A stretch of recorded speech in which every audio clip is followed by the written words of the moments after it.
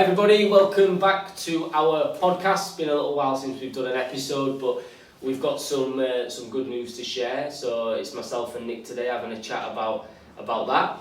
The news that we've got is that we are launching a new Monday night session, which is exciting. That's coming in September in the new school year.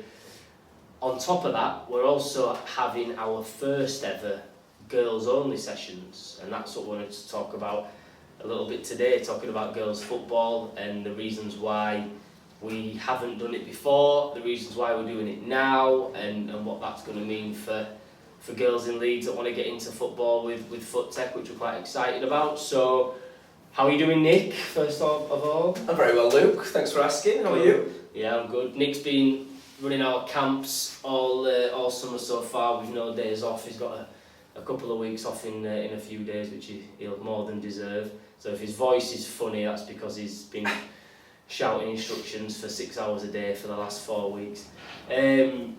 So let's get into it. We're starting this girls session, really excited about it. So when we say we're starting a girls session, we're still going to have mixed sessions within this time slot. We're still going to have the boys sessions, our first touch sessions, a 3 and 4 year olds. So it's going to be starting mid-September, around about, I think, the 13th of the 9th.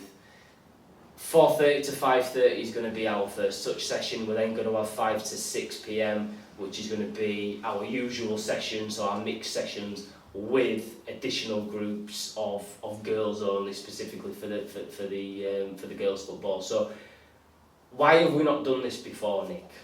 Is the question. Why have we not done this before? Well, we've always had girls. I think it's important to clarify. We've always had girls, and we've always been open to girls, and we've always been very inclusive and want everyone to take part.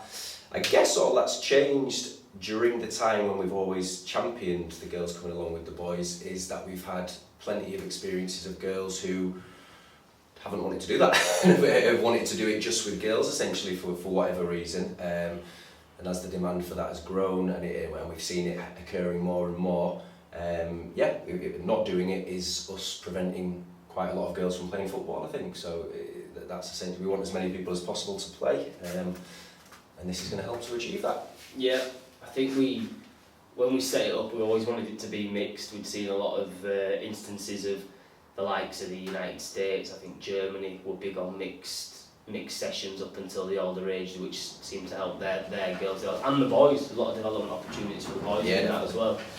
And yeah, as it's gone on, like you say, we've just found that we've had plenty of girls that have come and gone through our system and gone on to big things, which we'll come on into a second, which has made us believe that that is the way forward.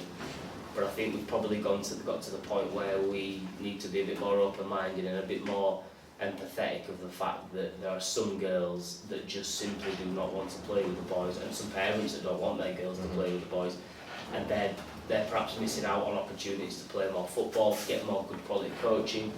And so yeah, we've had to, it's been a tough decision. It's not something that we've took lightly. We've really looked at it all, and I think we've done it for the right reasons, and we're excited to start it. But yeah, I think we're aware as well of how difficult it can be for a girl to come down. You know, our sessions are very inclusive, and we're very welcoming to anybody, regardless of ability, background or whatever. But the truth is, it is still seen as a boy activity, playing football, and there still can be issues where a new girl comes down to join a group, and the boys can be a bit reluctant to include them as much as they would if it was a boy, even pass them as much as they would if it was a boy. And the girls usually are aware of that even before they come down, so they're already probably more nervous than a boy would be coming into that session.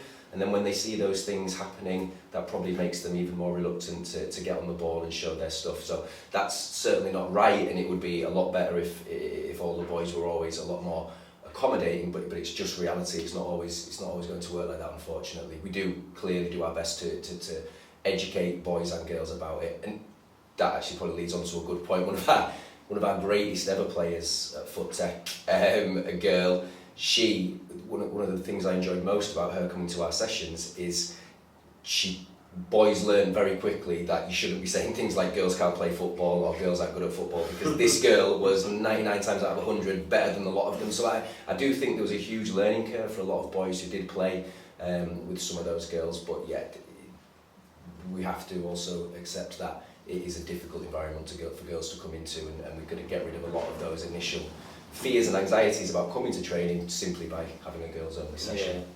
Yeah, that's been the issue that we've done all we could to accommodate all the girls coming and so forth, but yeah, rightly or wrongly, there is that that boys versus girls mentality. I think that happens later on. Yes. Younger end, certainly our first touch sessions and our 5, 6 and up to probably 7, 8 year old, there's less of that. There is.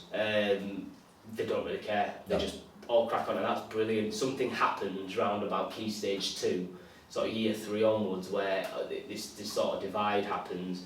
But I think the player that you're talking about, who I think pound for pound is probably, should be top 3, if not the best player we've ever had.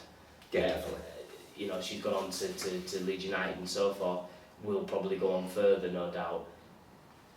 She came down about year 2 and was just so determined. Had barely kicked a ball. Was so determined. She got knocked down. She's had her run-ins with boys and girls during the time. As she's got older, she stuck at it, even when there was that little the divide happening. And we just saw that what it did for her and the other girls that did that. Their development was so much quicker, and I think that's probably been the decision. That's been why we've not started, because we just said no, they need to do it.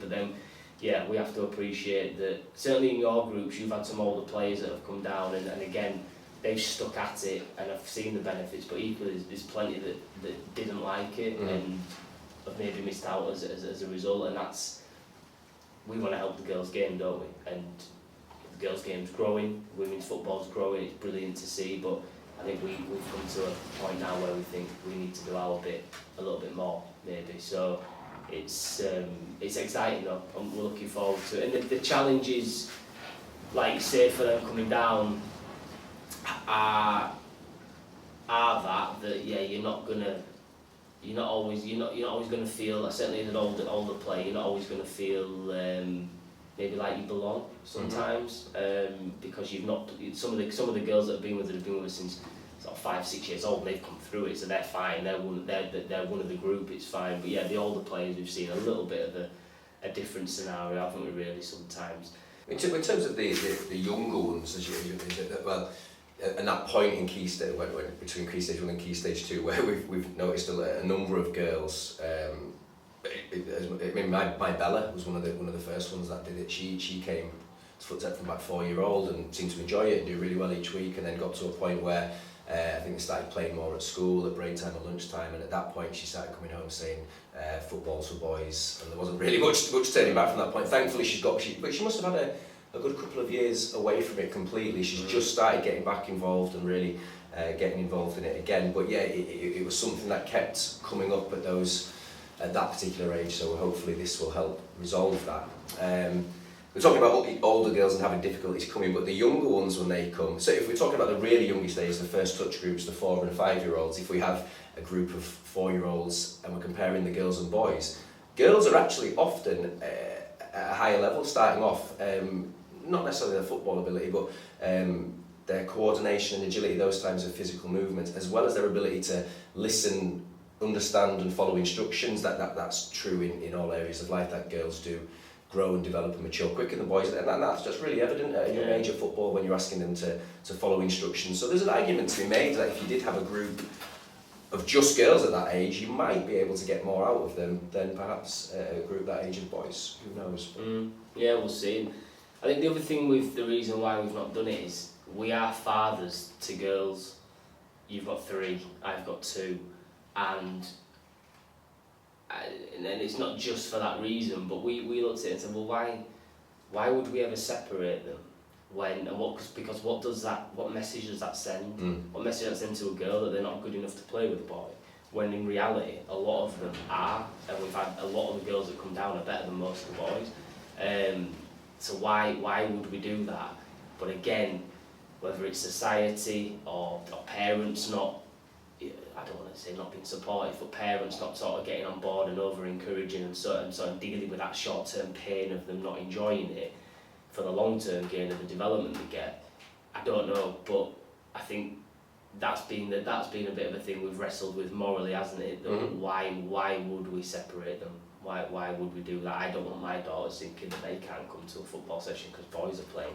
But that's an important point in that we're still going to have our mixed sessions at this group at this session time, because if there's girls there that we feel would benefit more from playing in the mixed groups, we're going to advise them to do that, and we're going to talk to the parents about that, and then it's up to them. It's their decision, because we still want to provide that opportunity for further development. And it doesn't always happen. Then we might have a group of girls that actually that group's better than any of the other groups we've got, in which case stay there, that's better for your development. But if there's another one that they can go into because they're showing the right sort of signs, then we might have that conversation with them and the parent to say, actually, you'd probably be better, over there. But that's the thing that we're doing out there. We're going to make sure that we've still got those opportunities for further development that way, playing against boys. But then other things that we're also looking at, and we're going to look at this across Foot Tech, is doing things like tournaments, taking them away for ad hoc tournaments, ad hoc galas, ad hoc matches to further help the development, and do things like that, almost have like representative teams, I guess. And there'll be more information coming out on that, but certainly for the girls, there are a few more bits you can do like that we're aware of, which I think will be really exciting.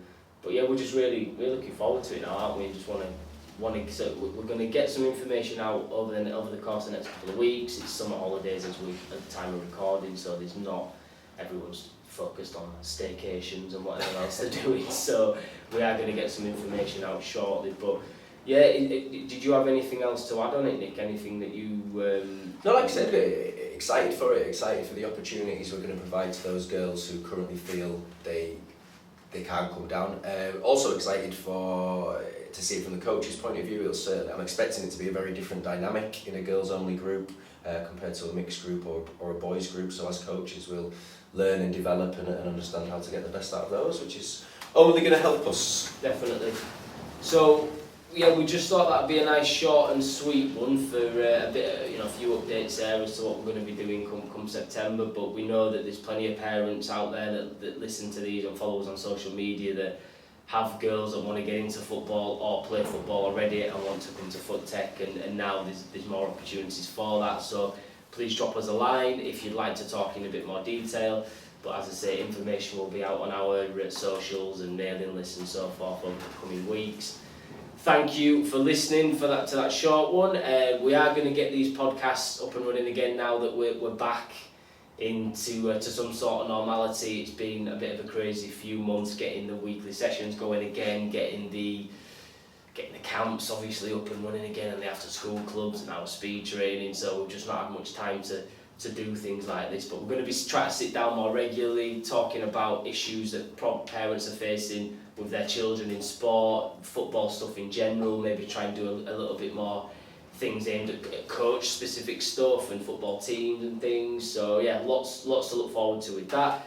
But thanks for your time, Nick, as always. Pleasure. Thank you guys for listening, and we will see you soon. See you.